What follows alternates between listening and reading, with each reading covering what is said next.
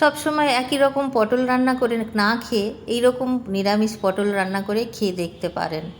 নমস্কার বন্ধুরা, আমি আলপনা সিম্পল এর টেস্টিতে আপনাদের সবাইকে স্বাগত। আজকের আমি শেয়ার করব পটল নারকেল পোস্ত। আমার চ্যানেলে নতুন বন্ধু হলে আমার চ্যানেলটিকে সাবস্ক্রাইব করে পাশে থাকার অনুরোধ রইল। অলরেডি যে বন্ধুরা আমার পাশে আছেন তাদেরকে জানাই অসংখ্য ধন্যবাদ। পটলের এই রেসিপি বানাবার জন্য এখানে আমি 800 গ্রাম পটল নিয়েছি। কচি পটল দেখে নিতে হবে, যাতে ভিতরের যে বীজগুলো বা দানাগুলো আছে খুব নরম থাকে। এই পটলগুলো খুবই কচি আছে, আর পরিষ্কার করে এইভাবে ধুয়ে নিতে হবে। আমি এখন জল থেকে তুলে নিচ্ছি পটলগুলো, আর এইভাবে দুদিকটা কেটে নেব। প্রথমে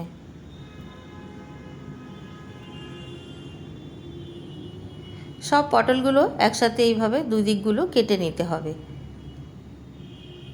সব পটলের আমি এইভাবে কেটে নিয়েছি।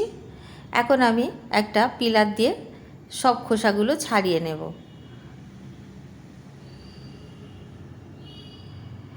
এই কাজটা বটি দিয়েও করা যেতে পারে। যাদের বটিতে কেটে অভ্যাস তারা কিন্তু বটিতেই ভালোভাবে কেটে নিতে পারবেন।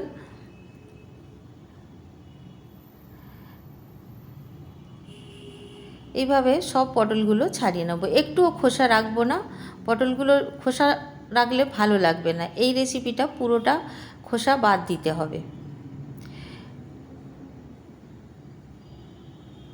সাধারণত আমরা পটল অন্য রেসিপি করলে, ডালনা করলে বা অন্য রেসিপি করলে একটু একটু খোসা রেখে দিই, কিন্তু এই রেসিপির ক্ষেত্রে কিন্তু সম্পূর্ণ খোসা বাদ দিতে হবে।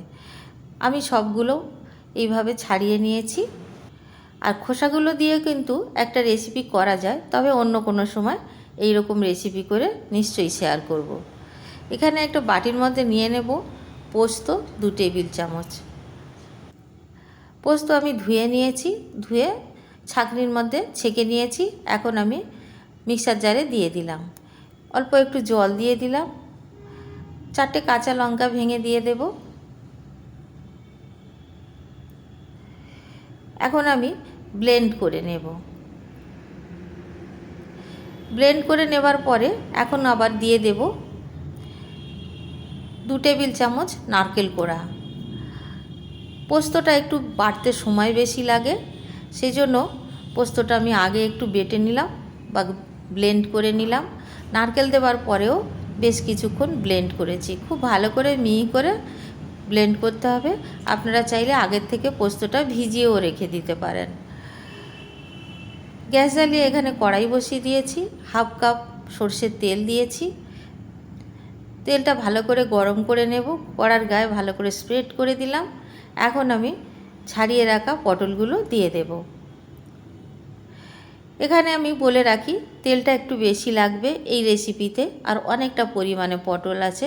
পরিমাণ মতো তেল না দিলে খেতে ভালো লাগবে না, বা রেসিপিটার স্বাদটা সেইভাবে আসবে না। এভাবে একটু নাড়াচাড়া করে ঢাকা দিয়ে দেব। ঢাকা দিয়ে নাড়াচাড়া করে ভেজে নিতে হবে। আপনারা চাইলে পটলের গায়ে একটু ছিদ্র করে দিতে পারেন, কিন্তু আমার মনে হয়েছে যে পটল পুরো ছাড়িয়ে নিয়েছি, তাই ছিদ্র করার প্রয়োজন নেই। এমনিতেই মশলার স্বাদ ভিতর পর্যন্ত যাবে। ভালো করে এইভাবে নাড়াচাড়া করে ভেজে নেবার পরে, যেই ভেজে নেওয়া হয়ে আসবে তখন কিন্তু একটু লবণ দিয়ে দেব। আগের থেকে লবণ দিলে জল বেরিয়ে আসবে, তখন পটলটা ভালো করে ভাজা হবে না। সেই জন্য যখন ভাজা হয়ে আসবে তখন আমি লবণটা দিয়ে দিলাম। লবণ দেওয়ার পরেও আমি কিন্তু 2 মিনিট ভেজে নিয়েছি। এখন পটলগুলো তুলে নিচ্ছি। কালারটা কত সুন্দর হয়েছে দেখুন। আমি তুলে নিয়েছি। একই তেলের মধ্যে আমি দিয়ে দেব কালো জিরা 1/2 চায়ের চামচ, দিয়ে দেব কাঁচা লঙ্কা 4টে, আমি ছোট ছোট করে ভেঙে রেখেছিলাম। 4টে কাঁচা লঙ্কা আছে এর মধ্যে। আর এখানে মিডিয়াম সাইজ আলু 2টো কেটে রেখেছিলাম, দিয়ে দিলাম। আপনারা যদি আলু পছন্দ না করেন, আলু স্কিপ করে যেতে পারেন, তবে পোস্তর তরকারিতে আলু দিলে বেশ ভালো লাগে খেতে। যে কোনো তরকারিতে, বিশেষ করে পোস্তর তরকারিতে বেশ ভালো লাগে। আমি এখন আলুটা ভেজে নিলাম। 3 মিনিট মতন আলুটা ভেজে নেবার পরে আমি বেটে রাখা পোস্ত নারকেল দিয়ে দিচ্ছি। এই রান্নাতে আদা রসুন পেঁয়াজ কিছুই পড়বে না। এতটা সুস্বাদু খেতে লাগবে যে আপনি বারবার বানাবার বাহানা খুঁজবেন, এতটাই ভালো লাগে খেতে। একটু নাড়াচাড়া করে ভেজে রাখা পটলগুলো দিয়ে দেব। বন্ধুরা, আমার এই রেসিপি যদি আপনাদের ভালো লাগে, চ্যানেলটিকে সাবস্ক্রাইব করে পাশে থাকার অনুরোধ রইল। আর যতটা সম্ভব শেয়ার করবেন, আর নতুন বন্ধু হলে সাবস্ক্রাইব করে দেবেন। নাড়াচাড়া করতে করতে আমি এখানে মিক্সচার জার ধুয়ে একটু জল দিয়ে দিলাম, হাফ কাপ মতো জল দিয়েছি। দিয়ে এখন ভালো করে কষে নেব। ভালো করে কষে নেবার পরে এখানে আমি যে পাত্রে পটল ভেজে রেখেছিলাম ওখানে আমি 2 টেবিল চামচ মতো জল দিয়ে নিয়ে নিলাম, যাতে তেলটা নষ্ট না হয়। দিয়ে আমি পটলের মধ্যে দিয়ে দিলাম। এখন খুব ভালো করে নাড়াচাড়া করে নেব। দিয়ে দেব এখন স্বাদ অনুসারে লবণ, 2 চায়ের চামচ এখানে চিনি দিয়ে দেব। মিষ্টিটা আপনারা আপনাদের পছন্দ মতো দেবেন। আর একটা কাঁচা লঙ্কা দিয়ে দিলাম ওপর থেকে। এখন আমি ঢাকা দিয়ে লো ফ্লেমে 4 মিনিট রান্না হতে দেব। একেবারে লো ফ্লেমে রেখেছি। এখন আমি ঢাকাটা খুলে আপনাদের দেখাচ্ছি আলু ভালোভাবে সেদ্ধ হয়েছে কিনা। তার আগে আমি একটু ভালো করে নাড়াচাড়া করে নিলাম।